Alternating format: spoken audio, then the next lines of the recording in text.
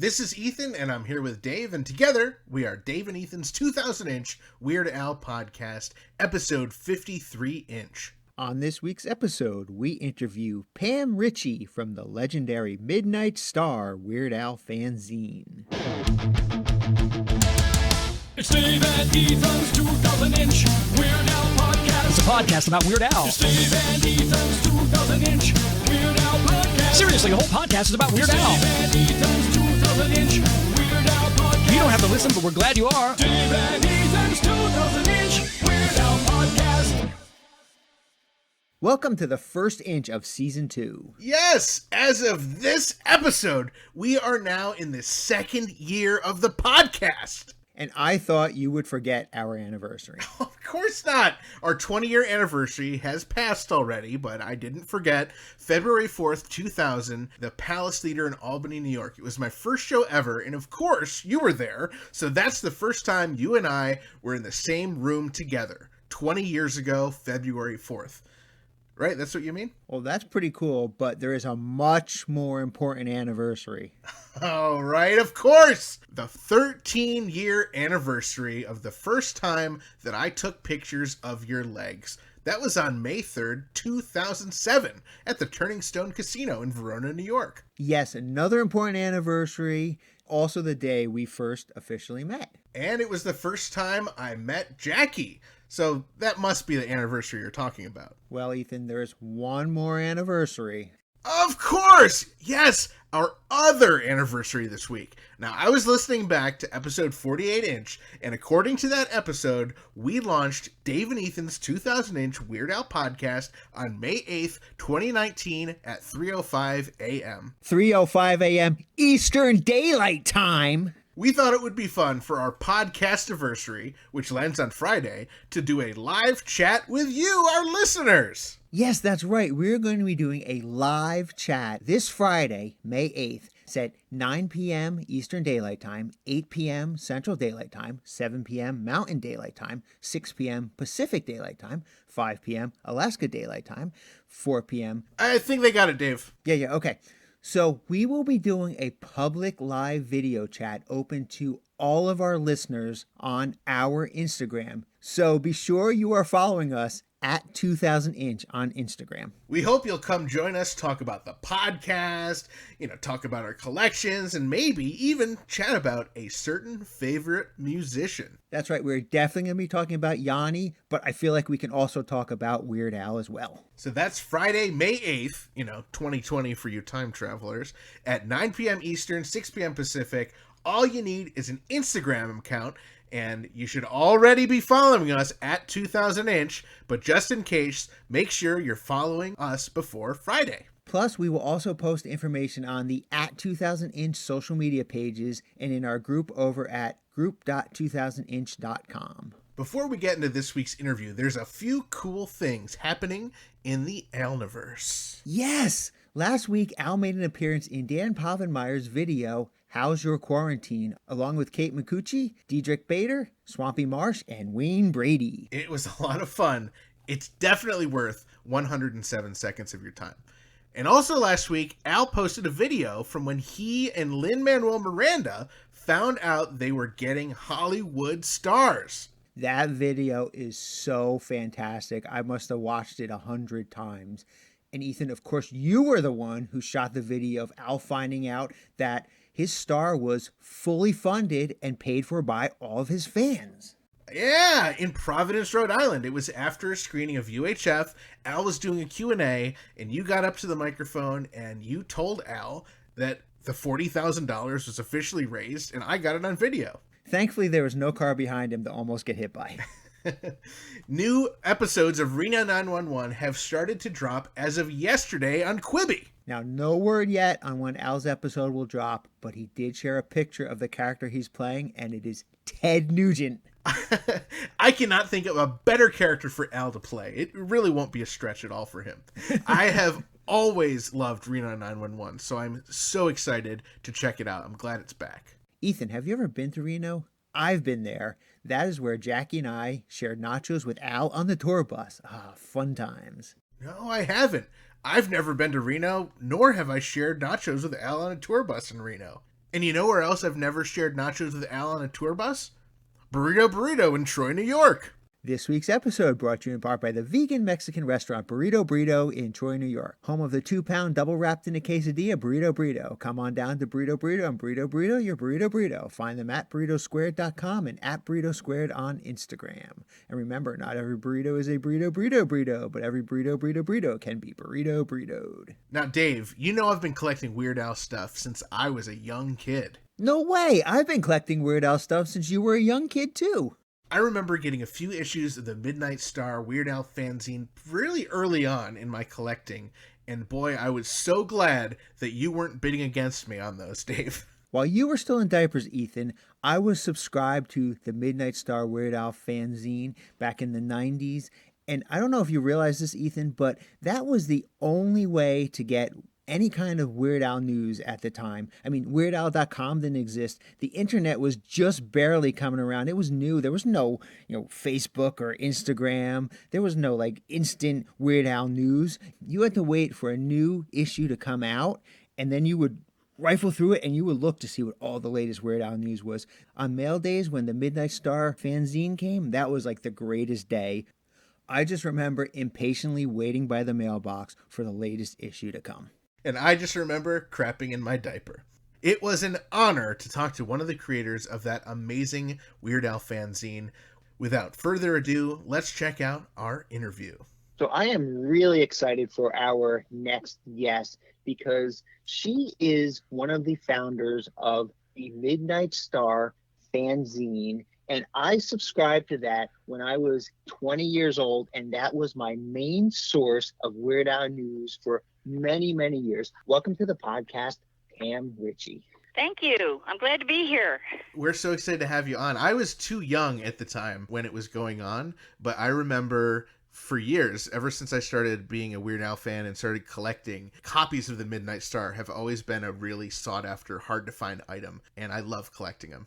We started in 93, and I think we finished up in 99. So we were around for quite a while. And the older fans that have been part of this for Al's ride for all this time will find this interesting. January of 93, I believe, was our first issue, and that is 27 years ago. Woo! I love it. Yeah, 27 rears its head again. That wasn't our intention, but maybe we should edit in that we are proud to have you on for the 27th anniversary of Midnight Star. Okay.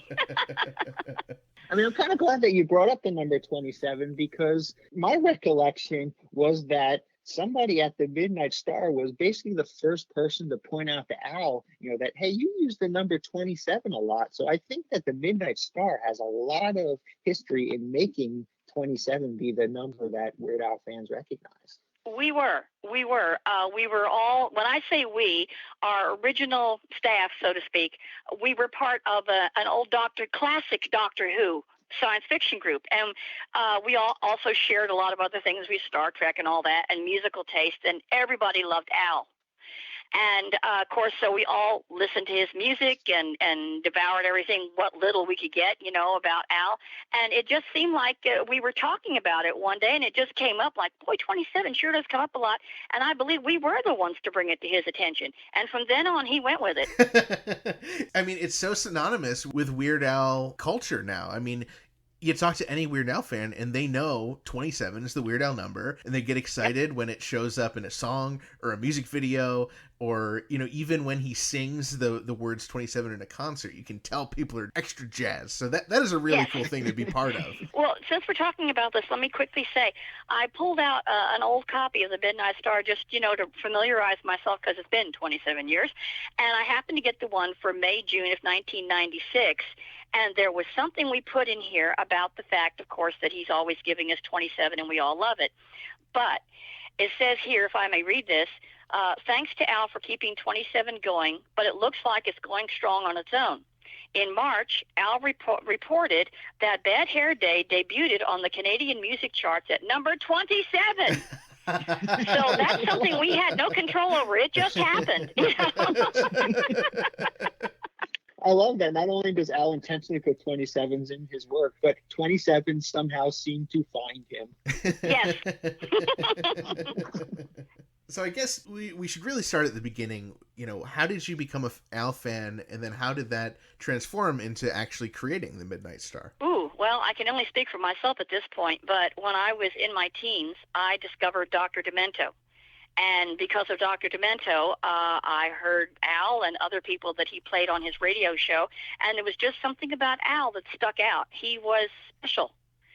And his another one, Rides the Bus, boy, did that really resonated with me, because at the time in Houston, Texas, during that summer, the city, in all their great wisdom, which has not changed in all these millennia, had purchased Grumman buses, and they had air conditioners placed right next to the motors.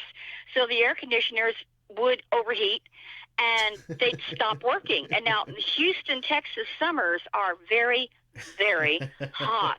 Okay, I often say that if you want to know what a summer is like in Houston, when you're cooking your Thanksgiving dinner and you open the door to check on the turkey, and the heat that comes out of the oven and the humidity that hits your face, that's summer.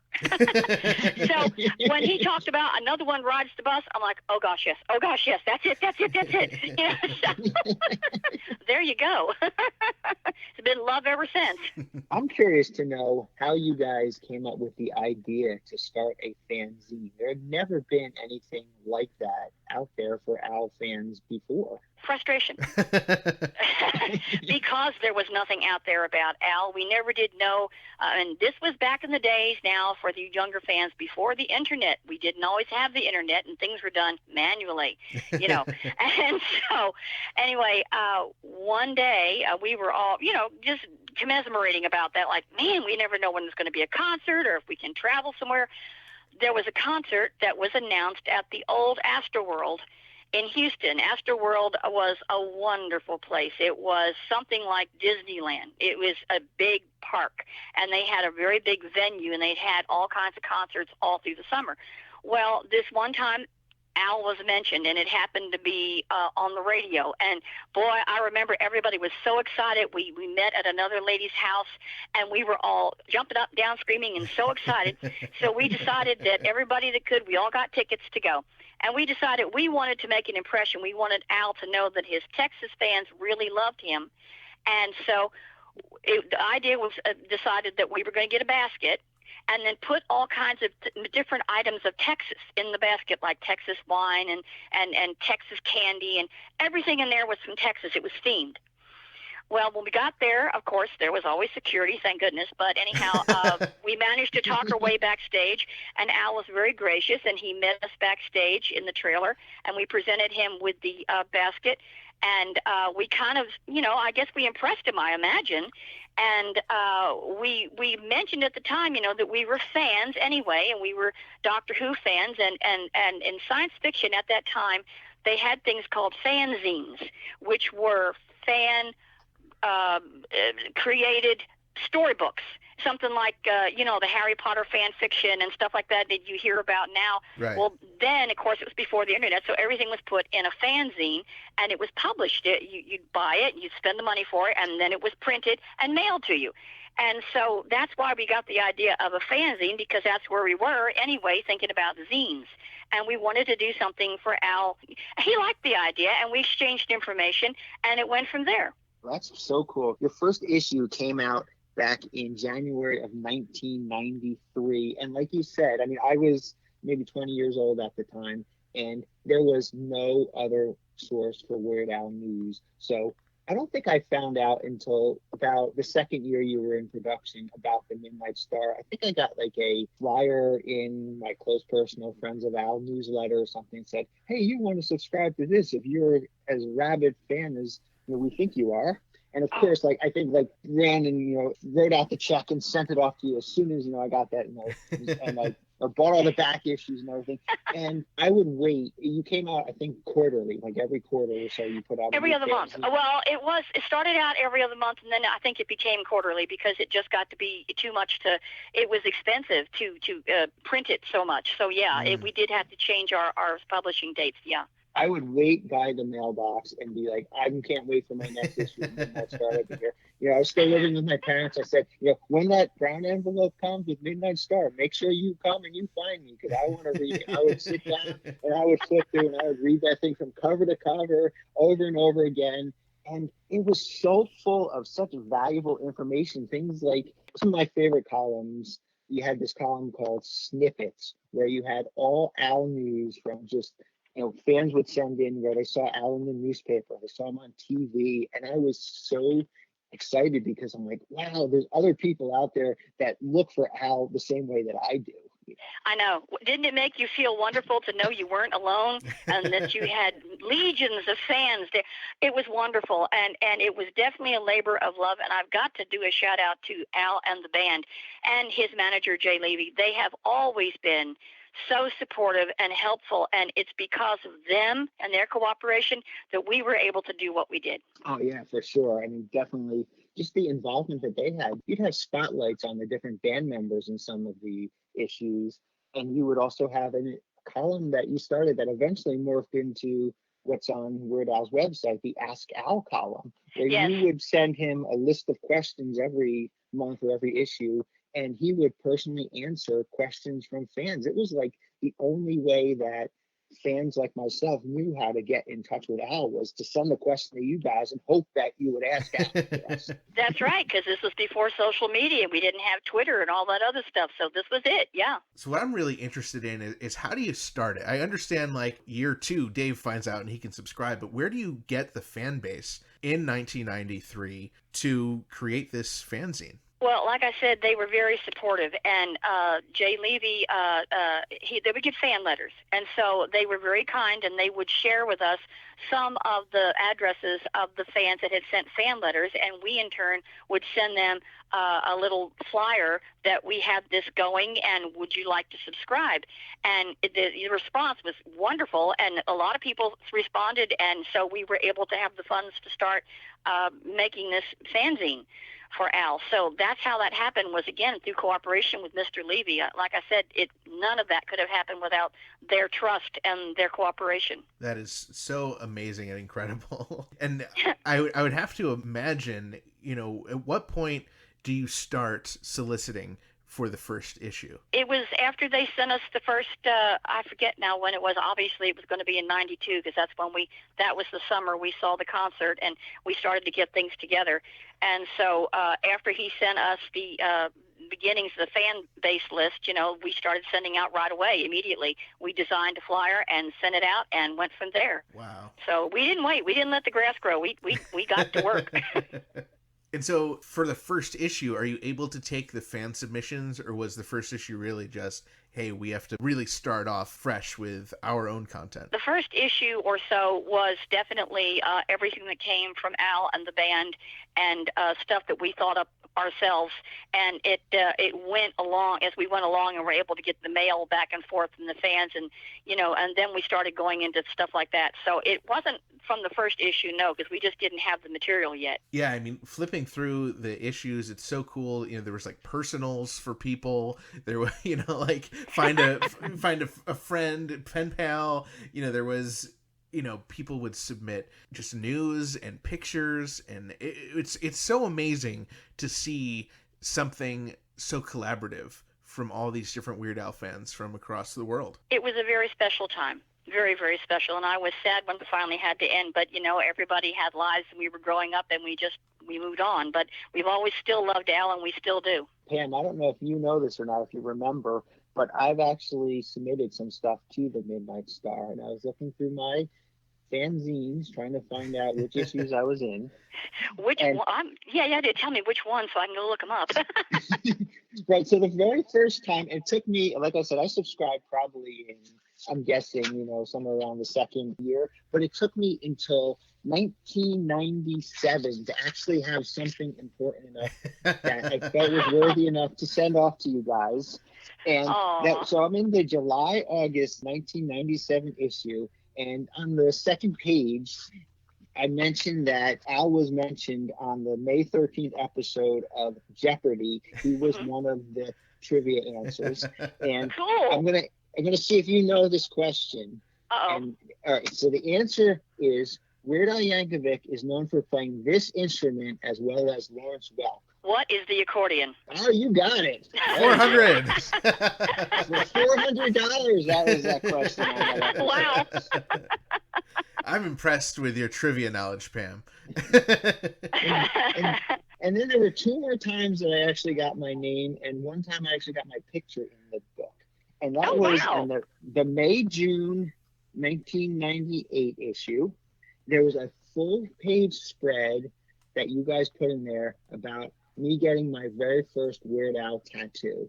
Oh, okay. So excited that you guys, took not only just that you mentioned me by name in that episode, but you gave me a full page and you printed pictures of me and Al and the pictures of my tattoo, and I was so excited. And I wish I had somebody like Ethan that I could run over and say, look at this, I'm so excited. Yeah, unfortunately I was 8 at that point, or 7. Aw. It was such a highlight to actually get printed, have my picture in something which I considered, almost an official Weird Al product at that point, because you guys were so closely connected to Weird Al that you were really, I'm selling it, but I really mean it, that you guys were the source, from 1993 up through 1998 or so. Right, 98, 99, right in there. Yeah. Well, like I said, it was a labor of love. We loved every minute of it, and of course there were ups and downs, but mostly ups. And I still think back on those days with fondness. It was a great time. I would love to know, what was the process for each issue? How did you guys collaborate and actually put the zine together? Well, we were a group, like I said, we were a group of fans, and we already had done fanzines, so we had a working knowledge of how this kind of thing would work, and we just put in there what we wanted to see.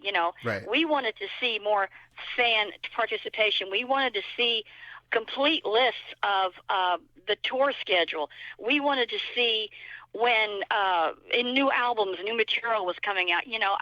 We just did what we as fans wanted to see, and luckily it was what everybody else wanted to see too.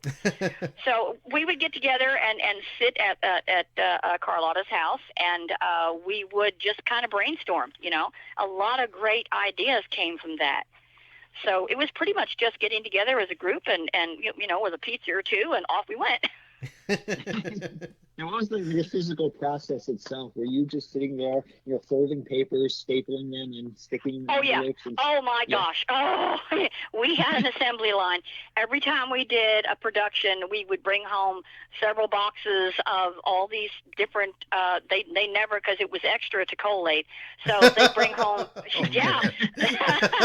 We would go ahead and bring these boxes and boxes of pages together, and then we would be all around her house, and we would, we did that. And we okay, here's page 1, now here's page 2, and then that person would give you add page 3, and then the last person would start folding it together, and somebody else would have a stapler and staple it, and then we did the mailing list, because we had to print all the mailing labels for all the fans that were subscribers, and it was definitely it took several days, and then somebody was usually me, would drive up to the main post office at Bush or Continental, and they had at the time a 24/7 post office up there, and that's where we'd mail them, most of them, from up there. Wow. But it was very labor intensive. Nothing was automated. Nothing. I, for one, appreciate all the hard work that you guys put into this thing. Thank you. Now, Pam, do you have any idea how many of each issue you guys actually printed and stapled and folded and mailed? Well, it would depend on the number of active subscriptions that we had at the time. So let's just say round number, let's say we had 100 active subscriptions.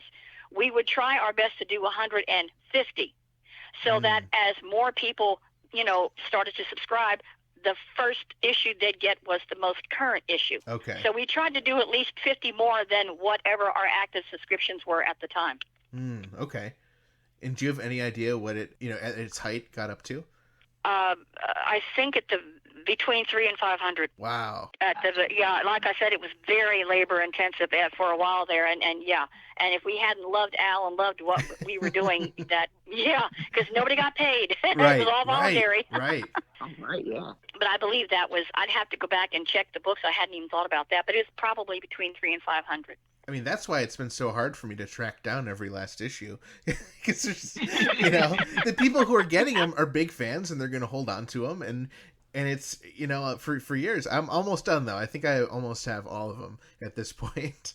As I mentioned earlier, there's a lot of different sections that would pop up in the different issues. What were some of your highlights over the years? Ask Al, number one, because they were questions that he answered himself. That has to be number one. Yeah. And then the fan stuff. I really enjoyed hearing from the other fans, and that would be like the snippets and Bartle Nardle's House when we had stuff that came in from the fans.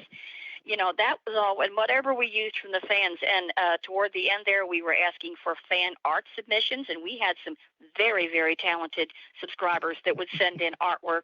And then I guess, which was not at the bottom but very special, are some of the behind-the-scenes photos and the photos that would be shared with us through Al and Bermuda, who was the archivist of the band and I believe still is.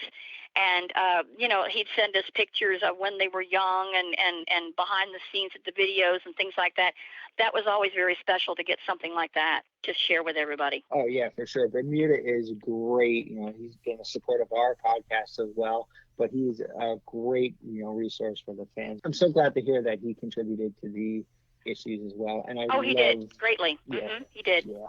I love seeing all those old pictures as well. And I'm glad that you brought up the fan art, because you also, in the Midnight Star, printed my very first ever fan art. Oh, wow. And that's the same issue. That's that issue, May, June 1998, where I have that full page spread in there. Well, on the back cover of that issue, if you look, there's a picture of what I call primitive Photoshop. And what I did with this one is I had scissors and a piece of paper and glue, and I cut out Al's face and I pasted it onto Richard Nixon's head, and Richard Nixon is shaking hands with Elvis in this picture. I sent it in, and you guys, I don't know who was behind this, but made it the back cover of that particular issue. So I will tell you right away that the May-June 1998 issue is by far my favorite issue of Midnight Star. Well, I understand that. We should have named it after you. That sounds like something right out of Gump, because I know they had Tom Hanks shaking hands with the president at the time, so it must have been because of Gump, yeah. So, Pam, you are still a fan of Al. Are you still going to concerts? Are you still in touch with anyone in the band? I'm really not. I'm sorry to say I wish I were, but we've all kind of grown apart over the years, and, life goes on, and I'm really not in contact with anybody. When it comes down to it, we had a special relationship, but I'm just a fan. And they have to be careful about, some of the fans, because there are people out there who don't have the best motives in mind when they contact people. So I totally understand that. But no, I'm not. I wish I were, but no, I'm not. Have you seen an Al concert since then? It's been a long time. It's Yeah. been too long, actually, but it's been a long time. I'm trying to think the last concert I saw. It was here in Houston, and I believe it was for Running with Scissors. That's the last time I saw a concert. Wow. Yeah, it's been too long, yeah. Well, it's another thing for Ethan and I to work on. We've got to get you back into the Weird Al fan community. We've got Amen. to get you to some Weird Al concerts. Yes. All right. You can be our special guests on some of the upcoming concerts on the next tour. That'd be great if I'm allowed to travel to New Jersey again, or you guys can come to Texas. That works. I've right. never seen Al in Texas. That'd be great. We have, it's amazing. I don't know. I'm not saying that we're more special than any place else in the country. We're not, but Texans have a unique way of celebrating, and they're very loud, and they stamp their feet, and they scream and whoop and holler, and they make any artist feel loved and appreciated. I've been to ballets where at the end everybody's going woohoo, stuff like that, which you wouldn't expect. So That's great. Now, I was thinking about this, and I'm wondering, someone must have at some point said, hey, why is it called the Midnight Star? Were there ever Weird Al fans who just, like, didn't get it? Actually, no. We never had that question because good. they were all fans and they all knew the song. Good. So, no, I don't remember that ever coming up, no. I was going to assume that there were never any issues, with the band, you using the name of the Weird Al song for your fanzine. No, they've always been so good and cooperative, and no. And when the band would do solo individual stuff, like Jim West did an individual album and stuff, it was okay to go ahead and put that in the Midnight Star too, and let the fans know, hey, his very, very excellent group of you musicians are branching out and doing their own thing. And I say that because I'm nowhere near professional, okay? Very, very, very amateur here. But I play a little piano. I'm in a handbell choir at church. And I've picked up other instruments along the way here and there. And for someone to be able to play an instrument and exactly duplicate somebody else's style, that takes incredible talent, incredible hard work, and I can't imagine the number of hours that the guys have been in the studio getting it just right, because they do. Oh, yeah. Absolutely. I mean, you almost have to be better than the original artist to do a parody. Yes, absolutely. Yeah, and everybody in the band, everybody has that level of talent, and they're just incredible, absolutely incredible. Yeah. When you go back and look at the old issues and bring back the memories, like UHF and Spatula City and stuff like that, nowadays with technology being what it is, we've lost our UHF stations. So would that movie even, resonate with anybody now, the younger kids? They wouldn't know what UHF was, stuff like, and it just brings back warm, fuzzy memories, and it makes you nostalgic, and happy. It brings warmth and happiness and remembering, the times that were. Oh, also, I hesitate to bring this up, but I will. I used to talk to Al's mom, Mary, on the phone every now and then, and she was awesome. She was the sweetest, nicest lady. His Aunt Dot was also a sweet, nice lady. I can see why Al is the man of integrity that he turned out to be, because he had a wonderful grounding with great family. That is so awesome to hear. What was the context in talking to Al's mom? Well, she loved her son, and she wanted to promote her son. She was proud of him. And so something like this had never been done, and so she would, occasionally call and stuff. And his Aunt Dot, I used to write to her and stuff, and we were kind of like pen pals. Wow, that's so cool. Yeah, kind of like, and she was really sweet, and she was into crafting, and I'm into crafting, and so we had a little bit of a bonding moment over that, so I've been into crafting all my life, so. And she worked on T-shirts a lot. She used to like to paint and glitter up and do T-shirts. I mean, that was back in the 80s. 80s and 90s when there was a fad of that for a while. Mm-hmm. But yeah. That is so cool. And they were all just wonderful people. They really were, and they did a good job with Al. I got to tell you one thing. I have to tell you this. During the 90s, my mother, and this was back in the day now, before the technology was there, she had 2 heart attacks, and she ended up having a triple bypass operation. Now, my mother was a widow at this time, and I have no brothers and sisters and no family, so it was just me. And so I had to go through this journey with her and take care of her and bring her home. And during one of his tours, I don't remember which one it was, Al called me from the road just to inquire about my mother. Oh, wow. I've never forgotten that. Wow. And that shows you the kind of person Weird Al Yankovic is, and I'm sure still is to this day. I mean, he did not have to do that.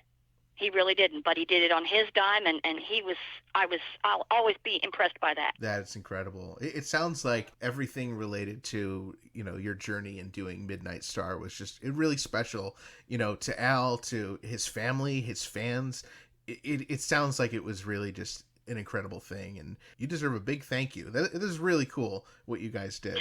Well, we enjoyed it. We loved it. I was sad when it was time to end it. I mean, there's always a shelf life to everything, a beginning and end, and all. So I'm glad we did it. I wouldn't change anything about it. It was a wonderful ride, and I appreciate that Al and the band and Mr. Levy, allowed us to go on that ride with them. We had the best time. Wow, that was so much fun getting to chat with Pam Ritchie. And I can't believe this year is the 27-year anniversary of Midnight Star's first issue. After the interview, we were talking to Pam, and she said she has some extra Midnight Star issues, and she's interested in selling them for charity. Ethan and I will be doing whatever we can to help Pam and to make them available to our amazing listeners. We will let you guys know when we have more information. Dave, have you ever met Pam? I have not. You know what this means? Road trip! And you know what that means? Car insurance! This week's episode brought to you in part by the Don Ferlazzo Allstate Agency in Clifton Park, New York. If you drive like crazy or about to buy you a condo, Don Ferlazzo and his team can help you with crazy good auto, home, and renter's insurance. Plus, the Ferlazzo Agency can protect all your Volume 3, Number 4 issues of the Midnight Star. You may think your insurance is good enough for now, but don't wait one more minute. Find the Ferlazzo Allstate on Facebook, Twitter, or Instagram, or call 518-278-3543 for a free quote today. The Ferlazzo Agency. We sell insurance, and that's all. You know, each week we can bring you this podcast absolutely free thanks to sponsors like Don Ferlazzo Allstate and Burrito, and our amazing Patreon supporters like Zeb, Blair, Javier, Allison, and so many more. Patreon helps us pay the bills and ensures that we can continue to do what we love, and that's making fun, family-friendly, entertaining Weird Al podcasts for you. Please join us in thanking all of our supporters over at patreon.com/2000inch for making this podcast possible. And please consider joining our Patreon family for as little as $1 per month. And another way to support the podcast is by visiting and purchasing something from our official Dave and Ethan's 2000-inch Weird Al podcast merchandise shop. And we just launched our brand new Gill and Chill merchandise line. That's our amazing catchphrase for the Isle Thing song. Everyone loves it. You got to check out the shirts. You got to get some tank tops. You got to get some Gill and Chillos. We even have beach towels with Gill and Chill on it. You are going to love it. And to celebrate our 1-year anniversary through End of Day Friday, use code 1YEAR to get $3 off your order. And if you're a Patreon subscriber, head on to Patreon. You already have a special code for $5 off. All you need to do is head over to shop.2000inch.com for those great items and more. Thanks again to Pam Ritchie, and thanks again to all of our listeners, subscribers, Patreon supporters, and sponsors, and thanks to everyone who follows us at 2000inch on Facebook, Twitter, and Instagram.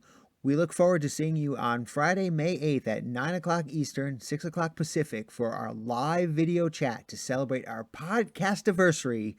Make sure to follow at 2000inch on Instagram to join in on the fun. Be sure to join our Facebook group by heading to group.2000inch.com if you haven't already, and tag Fun Al or podcast-related posts on social media using hashtag 2000inch and hashtag Gill and Chill. You can find us online at weirdalpodcast.com or at 2000inch.com. And remember to share our posts, tell your friends about the podcast, and we love it when you leave messages for us to play on the air on our 27-hour-a-day podcast hotline, 347 Spatula. Subscribe on Apple Podcasts, Google Podcasts, Stitcher, or the podcast app of your choice. That way you don't miss a single episode. I'm looking forward to all the great fun coming up for year 2 of Dave and Ethan's 2000-inch Weird Al podcast. And I'm looking forward to going back and rereading the May-June 1998 issue of the Midnight Star Fanzine. That's the one with the amazing pictures of me and Al in it, and pictures from when I got my first Weird Al tattoo.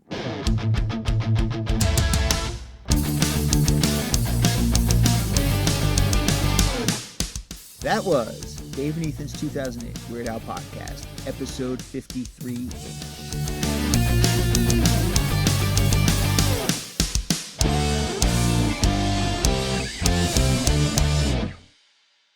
Oh, you were asking me earlier. There was one other thing. We all loved Harvey the Wonder Hamster. Anytime we would watch MTV just to see the Weird Al show and sing along with Harvey the Wonder Hamster. I don't know why, but it just, at the very end. That was great. That was just great. Should right now the three of us sing Harvey the Wonder Hamster? Oh gosh, I don't know if I remember the lyrics at this point. It's been a long time ago. Oh, it's pretty easy. We can try. Let's try it, and Okay. we won't use it if it turns out horribly. Okay.